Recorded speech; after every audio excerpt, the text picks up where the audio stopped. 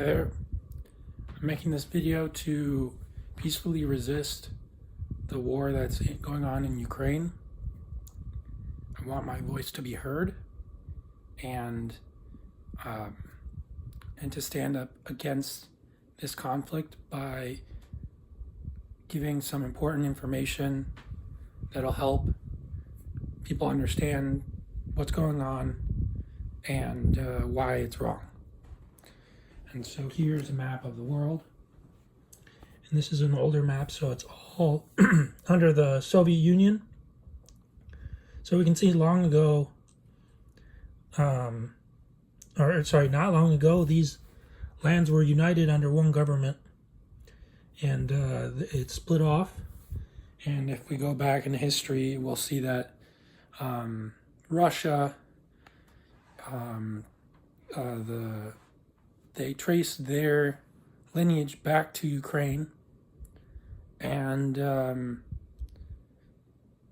so they're just so similar. It's so frustrating and doesn't make any sense why they should be fighting, killing each other, and polluting the environment.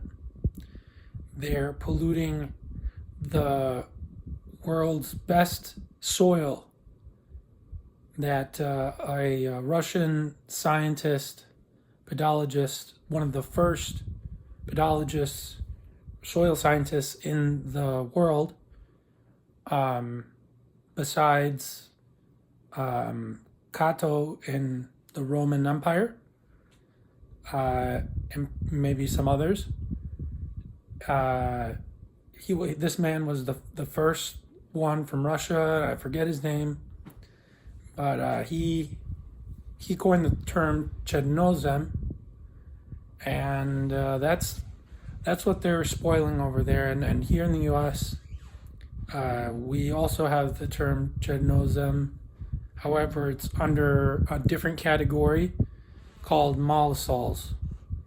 And in this part of the United States, we have a lot of mollisols, and they're soils that were developed when the glaciers melted. All the dust from the rock that had been crushed underneath ice flew into the wind and deposited into sort of thick, layers. And then the plants grew over that, and the plants decayed, and the animals ate, and they defecated, and there's all this microbial activity that's going on. So in some parts of the United States, that's a thick, layer of soil that's very rich in organic matter, and that's very unique. You go to the rainforests are full of plants, but the soil is actually very low in nutrients. If you got rid of all those plants and tried to plant something there, if you bulldozed a forest and tried to do, you'd be making a big mistake, because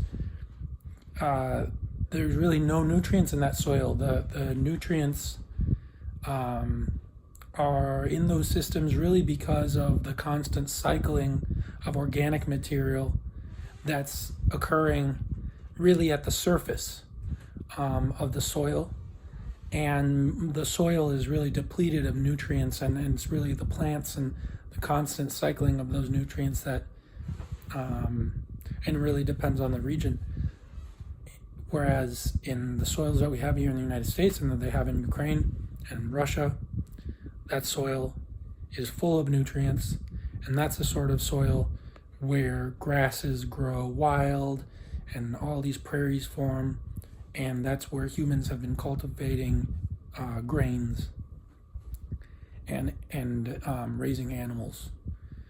And so it's a shame that's happening, and it honestly causes me to think that this is the work of somebody else, because I can't understand, I can't fathom how people would destroy their own environment like that.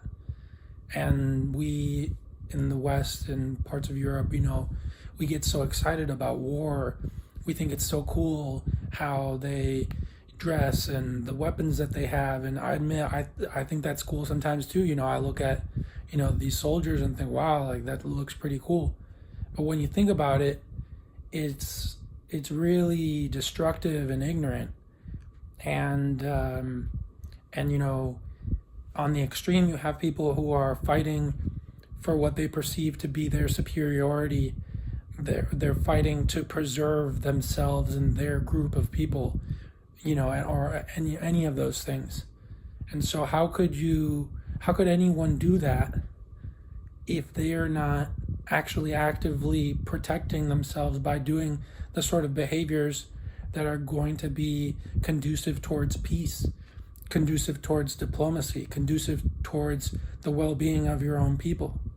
Going to war, fighting a war against one group or the other, that's not going to save your people from being replaced or keep, you know, your home environment, your nation's environment safe. And there's no other group really that's identifiable who's involved in this. It's just our own ignorance. That's causing this and historical trauma, because there's these sorts of wars don't occur in other parts of the world. They're occurring in Europe. They've been occurring in Europe, and now they're occurring in the places of the world where that were affected by World War II. The Ukrainians were fighting the Soviets during World War II, and they were siding with the Germans, and the Germans lost, and you know, the under the Nazi government, you know, they had Nazi militaries, the SS, that they were working under. It wasn't even the historical German army, and so that created a lot of conflict, and that never ended in the U.S. because they weren't, you know, they didn't like what was going on in the Soviet Union, which, to me, I agree. I don't like what they did. They killed a lot of people. I think it could have been done a different way. And so they just seeded they sowed the seeds for their destruction. But no one's lives in a bubble where we're all connected, and so they need more respect than that. You know, Russia is an amazing place. Ukraine is an amazing place. These places have deep history. They're deeply interconnected. It does not make any sense to why they would continue fighting, and why they can't reach peace and go forward and try to influence what that peace is going to look like, instead of being scared and falling back to this aggressive posture that is so destructive and so terrible for your people. And so right now, Russia has been surrounded by, you know, a group of countries which are against it for historical reasons, but also for modern corrupt reasons.